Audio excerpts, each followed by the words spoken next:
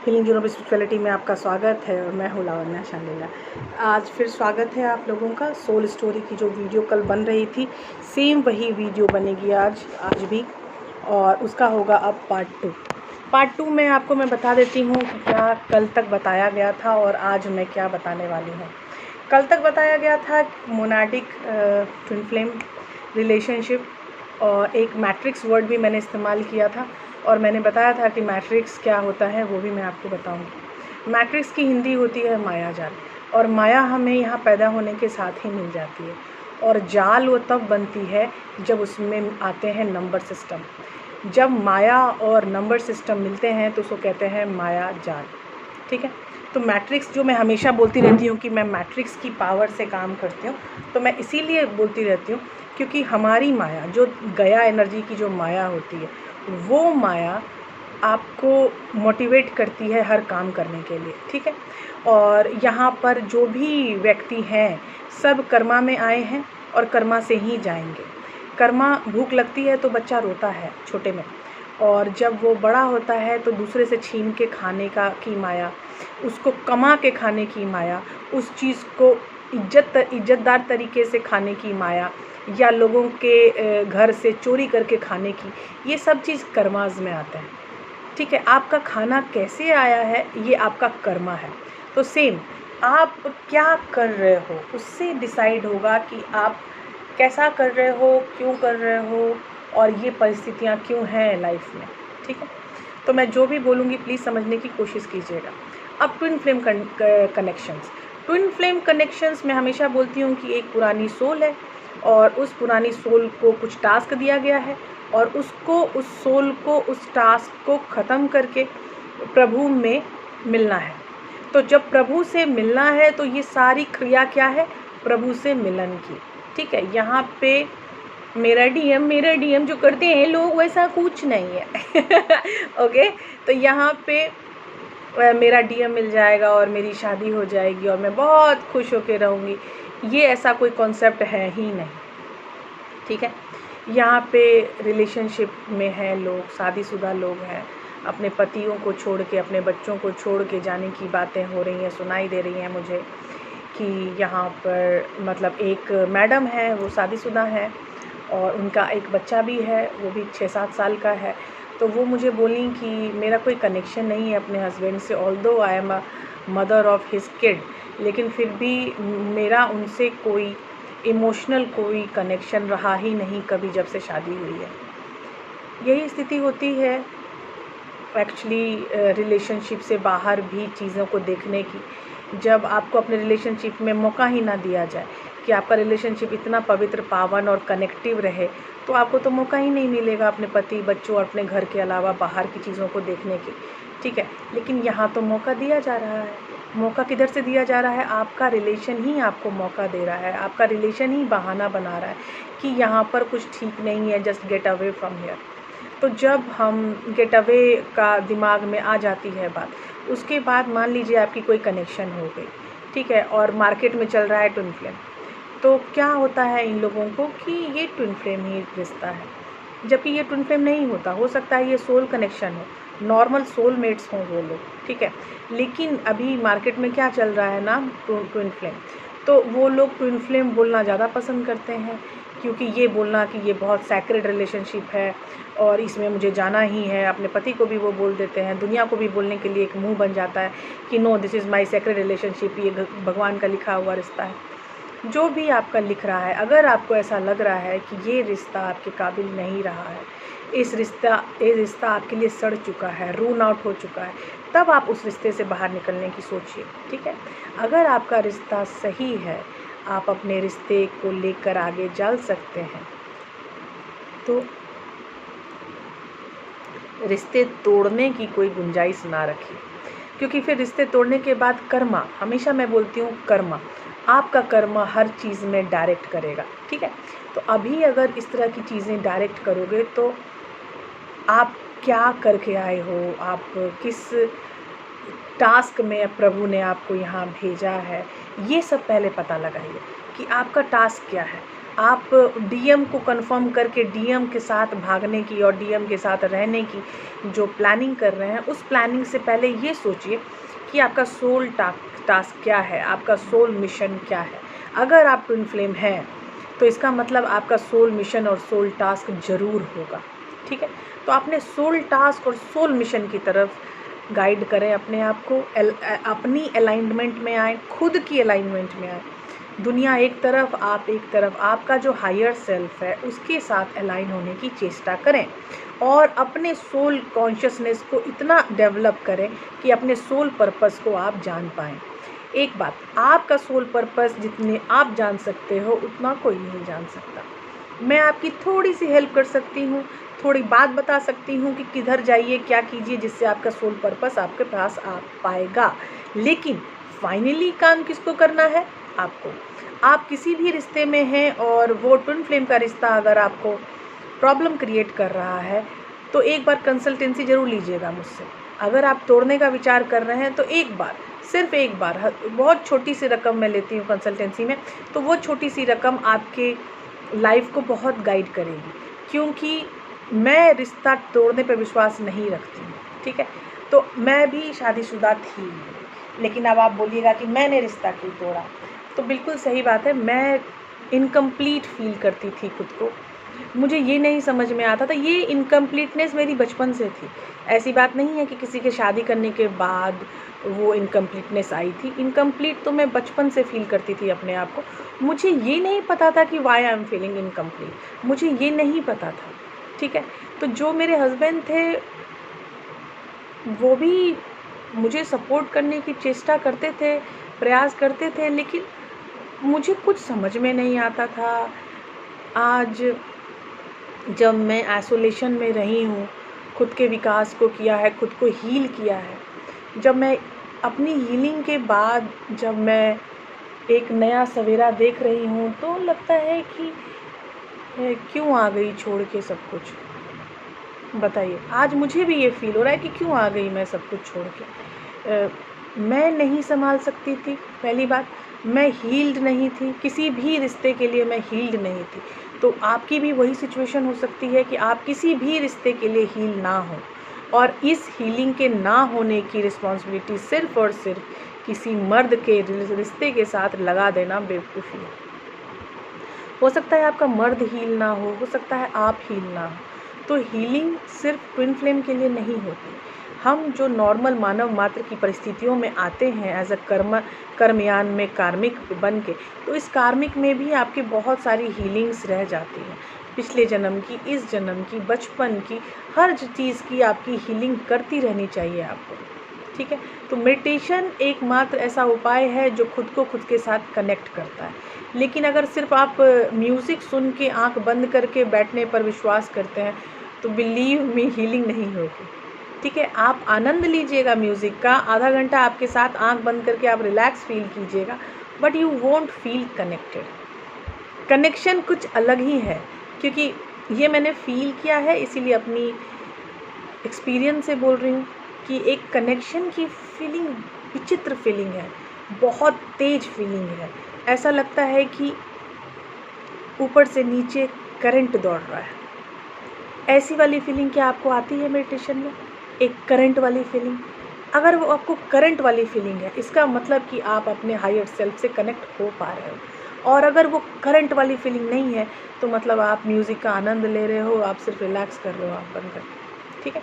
Relaxation भी करना अच्छी बात है, लेकिन अगर आपकी ये चेष्टा है कि मैं मेडिटेशन के थ्रू कनेक्ट होना चाहता हूँ अपने हायर सेल्फ से, तो हायर सेल्फ से कनेक्ट होने का मेडिटेशन एक डिफरेंट प्रोसेस है।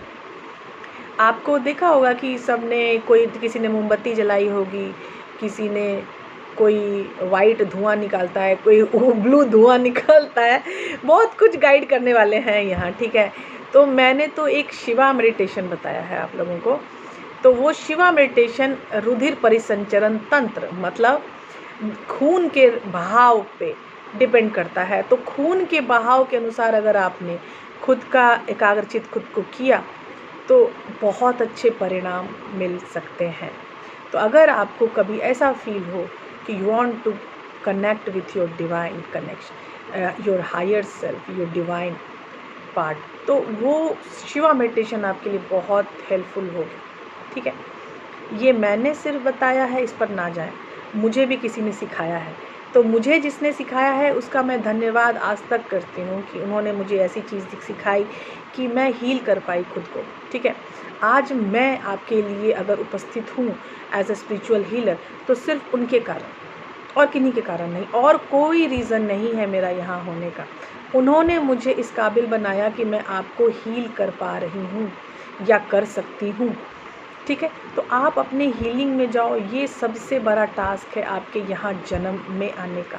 उसके बाद दूसरा टास्क है आपके समाज का निर्माण, नवनिर्माण, उसकी सुरक्षा, उसके मैट्रिक्स वाइब्रेशन की इंक्रीज़ करना, अपने लोगों की मदद करना, उनकी सेवा करना। अब आप ये बोलिएगा कि सेवा हम करेंगे और सामने वाला सेवा करवाए, तो ऐसा नहीं हो सकता कि हम सेवा करवाने में रहें और सेवा कोई मेरा हमारा करे, ये भी तो हो सकता है। तो यहाँ पर सीन है कि आप अगर सेवा करवाओगे तो मतलब आपको वो कर्मा चाहिए पिछले जन्म में, जो आप अगले जन्म में लोगों से सेवा पाओगे। मतलब पिछले जन्म में आप इतनी सेवा कर दोगे कि इस जन्म में आपको सेवा मिलेगी। तो ये सेवा कैसे मिलेगी?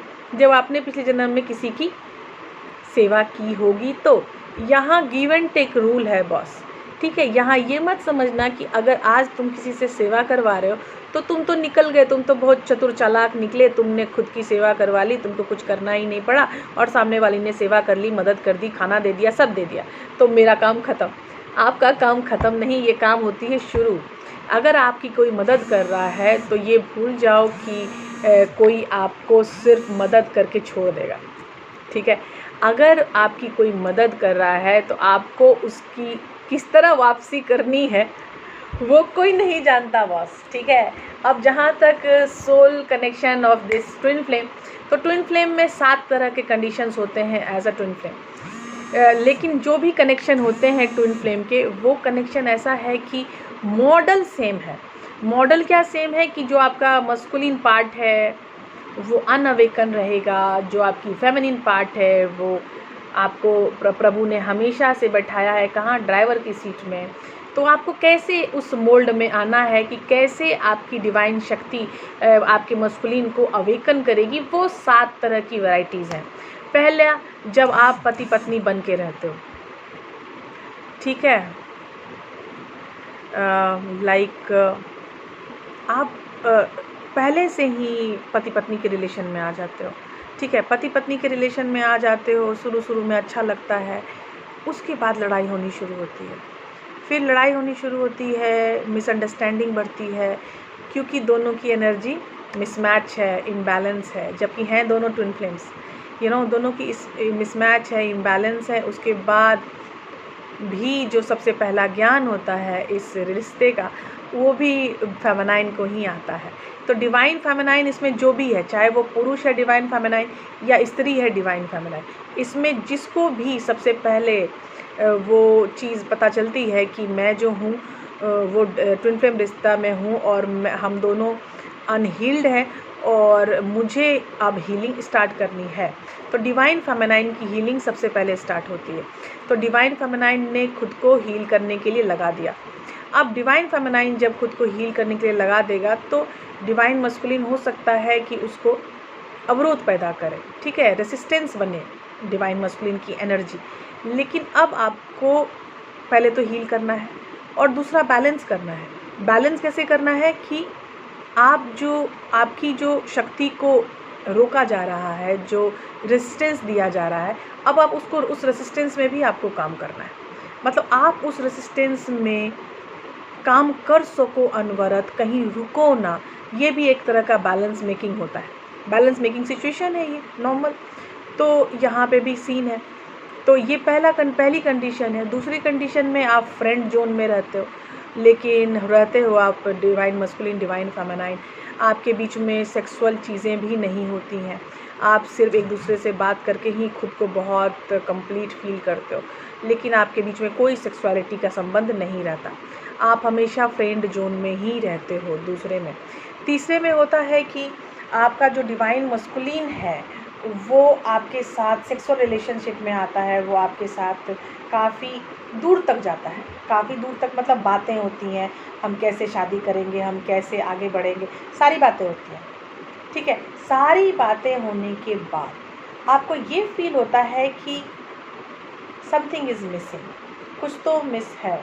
तब आप सामने वाले से कमिटमेंट की दुहाई करते हो। जो डिवाइन फेमिनाइन होती है उनको कमिटमेंट की दुहाई ज़्यादा होती है। अब ये डिवाइन फेमिनाइन पुरुष है या स्त्री, दैट डिपेंड्स, ठीक है। तो जो डिवाइन फेमिनाइन है उसको कमिटमेंट चाहिए होती है, और जैसे ही डिवाइन मस्कुलिन को कमिटमेंट की बात सुनाई देती है या फील वो करता है कि अब मैं इस तरह नहीं रह सकता, अब मुझे डिवाइन फेमिनाइन को कमिटमेंट देनी पड़ेगी, अब वो डिवाइन मस्कुलिन क्या करता है, बन जाता है रनर, भाग जाता है, क्योंकि वो नहीं समझ पाता कि इतना भयंकर रिलेशनशिप है, इसको मैं संभालूंगा कैसे, तो वो चला जाता है, भाग जाता है। तो वो रनर चेजर वाली स्थिति आ गई तीसरे संबंध में। चौथा संबंध भी रनर चेजर है, लेकिन इसमें थोड़ा डिफरेंट है। क्या डिफरेंट होता है कि जो आपका मस्कुलाइन है वो काम की काम बात करेगा, ज़्यादा इंटरटेन नहीं करेगा। डिवाइन फेमिनाइन अपने आप में बहुत इमेजिनेशन में रहती हैं। ये एक लाइन ये बोल दिया तो हो सकता है इसका मतलब वो हो, ये अगर बोल रहे हैं तो हो सकता है इसका मतलब वो हो, लेकिन एक्चुअली डिवाइन मस्कुलाइन अपने आप के अंदर घुसी हुई एनर्जी रहती है, उसकी एनर्जी ओपन हो ही नहीं पाती, वो आपकी तरफ इंक्लाइन फील नहीं कर पाते हैं। जबकि कनेक्शन फील होता है उनको, कनेक्शन फुल फील होता है, लेकिन इंक्लाइन होने में उनको प्रॉब्लम है। तो ये चौथी स्थिति है जहाँ पर डिवाइन मस्कुलिन अपने आप को इंक्लाइन फील नहीं करते। पांचवी स्थिति में भी रनर चेजर है, लेकिन यहाँ सीन क्या होता है कि दोनों एक दूसरे से अलग रहते हैं। थोड़े दिन बात हुई, 3-4 दिन 5 दिन बात हुई, फिर सेपरेट हो गए। क्यों? क्योंकि एनर्जी इंटेंस है। तो डिवाइन फेमिनाइन भी सोचती है मैं क्या ही करूं, क्यों करूं, कैसे करूं, रहने दो, जो चल रहा है चलने दो। मैं कितनी जाती हूँ, मुझे अजीब सी फील होती है, बहुत एनर्जी से वो दोनों रिपेल होते हैं। तो ये पांचवा तरीका है जब खुद की एनर्जी से दोनों रिपेल होते हैं, मतलब साथ में रहते हैं 2-4 दिन, फिर रिपेल हो जाते हैं, फिर साथ में रहते हैं, फिर रिपेल हो जाते हैं। ये पांचवी चीज़ है। फिर छठी चीज़ क्या होती है कि जो आपका डिवाइन मस्कुलिन है वो जो एनर्जी आपको रिफ्लेक्ट कर देता है, मतलब जो मस्कुलाइन की जो एनर्जी आपको मिल रही है, आप जब मस्कुलाइन को एनर्जी देती हैं तो masculine is feeling so please, बहुत खुश होता है वो। लेकिन जब वो अपनी एनर्जी, मस्कुलाइन अपनी एनर्जी आपको देता है, तो feminine is feeling so absurd, मतलब कि अपने आप में लगता है ये क्या हो रहा है मेरे साथ, मतलब मैं तो इस रिश्ते में इतनी सही हूँ, इतनी लॉयल हूँ, इतने अच्छे से रहती हूँ, लेकिन ये मेरे साथ क्या हो रहा है। उसके बाद जैसे ही डिवाइन मस्कुलिन आपके पास आना चाहता है, you are not feeling well, लेकिन फिर भी आप उसको क्या करते हो, बर्दाश्त करते हो, टॉलरेट करते हो। तो यहाँ पे आप किसके साथ कॉम्प्रोमाइज़ कर रहे हो, अपने सेल्फ से। तो मतलब आप सेल्फ वर्थ में नहीं हो, अपने आप यू कैन से कि सेल्फ अलाइंड नहीं हो। जब फेमिनाइन सेल्फ अलाइंड नहीं होती हैं तो उस समय जब मस्कुलाइन आपके पास आता है तो दोनों खुश होके ही मिलते हैं, किसी को दुख नहीं होता। लेकिन जो मस्कुलाइन की एनर्जी है, जो रिफ्लेक्ट बैक एनर्जी होती है, मतलब जो मस्कुलिन दे रहा है एनर्जी, वो फेमिनाइन के लिए बहुत नागवार होती है। तो वो जब नागवार होती है लेकिन फिर भी वो क्या करती है, टॉलरेट। तो मतलब सेल्फ वर्थ में जब आप अलाइन नहीं होते हैं तो वो फिर दोनों तो सेम है, कंडीशन दोनों की ब्लू प्रिंटिंग सेम है, डिवाइन फेमिनाइन की और डिवाइन मस्कुलाइन की। तो ये जो सेम परिस्थितियाँ होती हैं, तो पहले मस्कुलाइन की जो रिफ्लेक्ट एनर्जी जा रही है वो आपकी डिवाइन मस्कुलाइन से जो डिवाइन फेमिनाइन को जा रही है, तो वो थोड़ी इनबैलेंस हो रही है। She is not feeling well और he is not feeling well. जो भी डिवाइन फेमिनाइन है, तो अगर वो सही नहीं फील कर रही है तो बस अपने सेल्फ वर्थ को मार के वो फिर भी अपनी मस्कुलिन को बर्दाश्त करती है। तो अब क्या होता है, अब वो बर्दाश्त कर रही है अपने सेल्फ वर्थ को मार के। तो जैसे ही सेल्फ वर्थ को वो मारती है तो इस एनर्जी का जो रिफ्लेक्ट जाता है डिवाइन मस्कुलिन के ऊपर, तो डिवाइन मस्कुलिन को वो सेपरेट कर देता है, सेग्रीगेट कर देता है। तो इससे क्या होता है, उसकी एनर्जी खुद ब खुद सेग्रीगेट हो जाती है। क्योंकि वो एनर्जी कहाँ से आई, फेमिनाइन की रिफ्लेक्ट एनर्जी। जब इसकी मस्कुलाइन की रिफ्लेक्ट एनर्जी फेमिनाइन को गलत करती है तो फेमिनाइन उसको बर्दाश्त करती है, लेकिन जब फेमिनाइन की रिफ्लेक्ट एनर्जी आती है तो मस्कुलाइन उसको बर्दाश्त नहीं कर पाता है और वो ख़त्म हो जाता है, वो दूर चला जाता है, वो अचानक से गायब हो जाएगा, वो आपको ब्लॉक भी नहीं करेगा, वो पूरा नंबर वंबर चेंज करके जाएगा। मतलब ऐसी कंडीशन से वो रफ्ता होगा कि कौन था यहाँ, कभी कोई हुआ करता था, ये भी आपको पता नहीं चलेगा, क्योंकि वो आपकी एनर्जी की रिफ्लेक्ट बैक से वो गया है। ठीक है, तो ये 5वीं हो गई परिस्थिति। छठी परिस्थिति में क्या होता है, जो आपका जो मस्कुलाइन है वो एडिक्टिव बिहेवियर में आ जाता है। आई थिंक उसका जो सबसे बड़ी जो छठी बिहेवियर में सबसे बड़ी इशू होती है आपकी चाइल्डहुड हीलिंग इशू। ठीक है, तो चाइल्डहुड हीलिंग इशू जो होती है, बचपन से उसको प्यार नहीं मिलता है, माँ बाप का अलग हो जाना या माँ बाप के साथ भी रहते हुए भी माँ बाप के बीच में सही रिश्ते का नहीं होना। करेक्ट, जब सही रिश्ते का नहीं होता है माँ बाप के साथ वो डिवाइन मस्कुलाइन, तो डिवाइन मस्कुलाइन को प्रेम की चाहत होती है और वो हमेशा चाहता है कि उसकी ज़िंदगी में कोई ऐसा आए जो उसको समेट के रखे, जो उसको प्यार करे, हर वक्त प्यार के लिए वो बंदा या बंदी हाजिर रहे। तो ये जो डिवाइन मस्कुलिन है, इस तरह के जो डिवाइन मस्कुलिन है, वो हमेशा चाहते हैं खुद को एक प्यारे आदमी के साथ कंजुगेट करने का। तो कंजुगेट करने के लिए क्या होना पड़ता है, रिलेशनशिप बनानी होती है। ठीक है, तो रिलेशनशिप बनी और उसको एक इस रिश्ते की अहमियत का एहसास नहीं होता है। उसको ये रिश्ता क्यों चाहिए था, एक रीज़न था, और एक रीज़न था उसका मतलब कि चाइल्डहुड हीलिंग प्रोसेस थी, और उस प्रोसेस में उसने उस रिश्ते को इस्तेमाल करने की कोशिश की, लेकिन वो कोशिश उसके साथ सही नहीं गई। क्यों, रीज़न क्या हुआ, जैसे आज एक गर्लफ्रेंड और बॉयफ्रेंड है। ठीक है, तो गर्लफ्रेंड बॉयफ्रेंड रिलेशनशिप में आ गए, तो बॉयफ्रेंड जो है वो गर्लफ्रेंड को बोल रहा है कि आप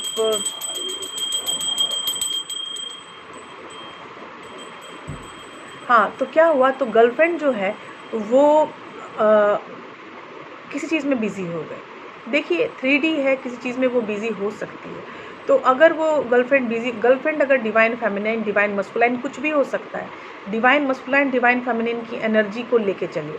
तो डिवाइन मस्कुलाइन अगर डिवाइन फेमिनाइन को पूछ रहा है कि I want to meet you, लेकिन वो बिज़ी है तो वो नहीं मिल पाई। उस समय डिवाइन मस्कुलाइन को आ गया गुस्सा और वो बोला कि वही लड़की तो सिर्फ नहीं है ना, या वही लड़का तो सिर्फ नहीं है ना इस दुनिया में मुझसे मिलने के लिए।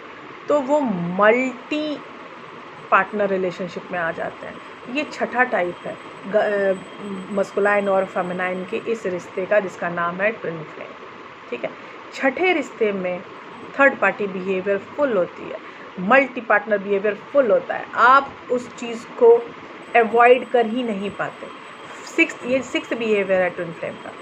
अब सेवन्थ बिहेवियर बड़ा क्लिष्ट बिहेवियर है।